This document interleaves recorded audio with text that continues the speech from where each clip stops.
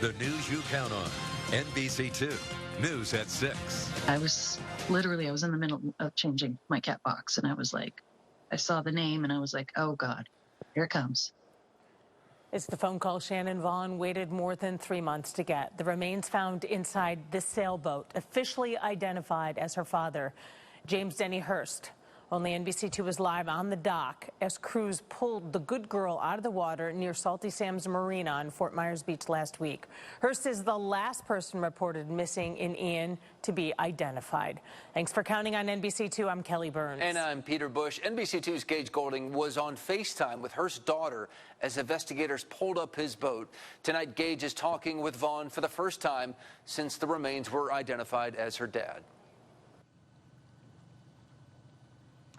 Peter, Shannon got that call from missing person detectives on Sunday evening. It's a call that, like you said, she's been waiting for, she's been hoping for, she's been wanting that phone call to come across her screen for 3.5 months, more than 110 days now. She's been waiting for that phone call to finally come.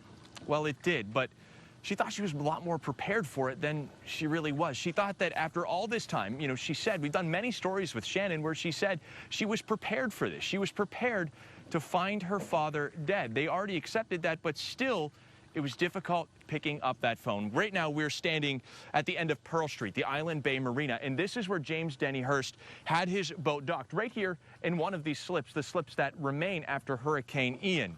It took almost 3.5 months to find Denny's boat, and it's right on the other side of the Matanzas Pass. If you can see this boat sitting up on a barge here, he was found just on the other side of that, near Salty Sam's Marina. It took 3.5 months for that, and Shannon and I stood here, and we looked out here, and we said, it's very possible that Denny might be right underneath our noses, and it turned out it was that this entire time. But still, getting that phone call on Sunday was something that she was never prepared for. Take a listen. You know, we've been expecting it. We've been hoping for it for, you know, all these months, and it just, you know, it hit me. You know, it hit me the same as when he first went missing. And I keep telling everybody, it's like, I mean, it's great he's finally found, but now we have to start the grieving process all over again.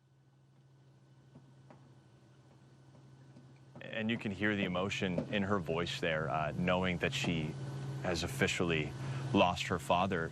I've done many stories with Shannon. We've talked extensively on the phone, in front of cameras and behind cameras. And I asked her, I said, Shannon, you know, I've seen you cry and heard you cry and talk to you, and was that shoulder for you to cry on in stories in the past? I said, are these tears different? And she said, yeah. Now I know that my dad is no longer with us. Peter, Kelly? Gage, the boat was down there for more than 100 days. The whole family has to be grateful that at least somebody spotted the boat sticking out of the water and they were able to find it.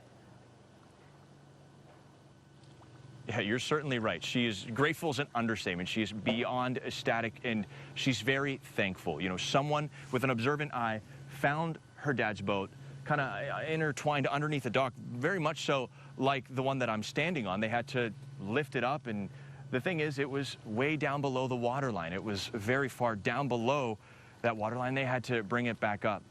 What Shannon told me is that she wants to give her thanks. She wants to talk to the person that found that boat, that found her dad, because she'll never be able to pay that back, and she's ever more grateful for that.